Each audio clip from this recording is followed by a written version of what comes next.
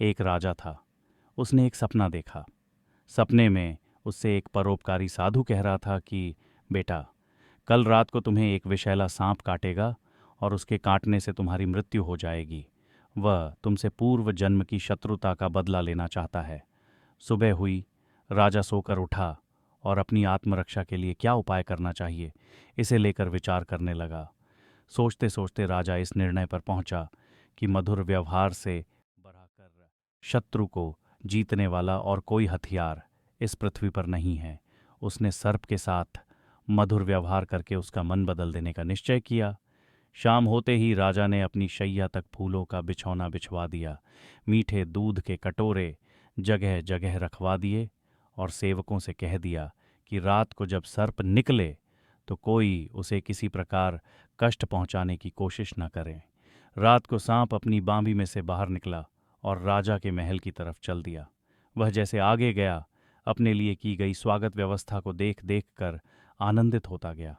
कोमल बिछौने पर लेटता हुआ, मनभावनी सुगंध का रसास्वादन करता हुआ, जगह जगह पर मीठा दूध पीता हुआ आगे बढ़ता था।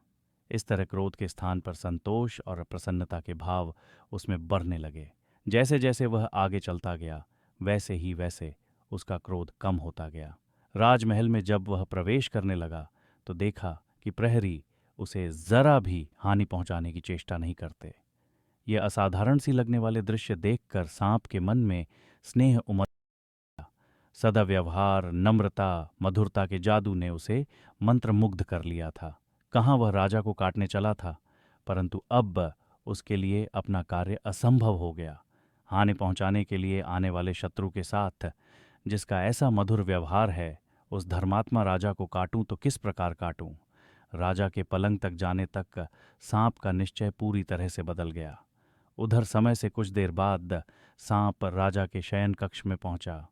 सांप ने राजा से कहा, राजन, मैं तुम्हें काटकर अपने पूर्व जन्म का बदला चुकाने आया था, परंतु तुम्हारे सौजन्य और सद्व्यवहार ने मुझे परास्त कर दिया। अब मैं तुम्हारा शत्रु नहीं, मित्र हूं। मित्रता के उपहार स्वरूप अपनी बहुमूल्य मणि मैं तुम्हें दे रहा हूं। लो, इसे अपने पास रखो। ये महज कहानी नहीं, जीवन की सच्चाई है। अच्छा व्यवहार कठिन से कठिन कार्यों को सरल बनाने का उपाय रखता है। यदि व्यक्ति का व्यवहार कुशल है तो वो सब कुछ पा सकता है जो पाने की वो हार्दिक इच्छा रखता है। ऐसी और कहानियां सुनने के लिए इस चैनल को सब्सक्राइब करें। अगर आपको यह कहानी अच्छी लगी तो इस वीडियो को लाइक करें और इस वीडियो को शेयर करें। धन्यवाद।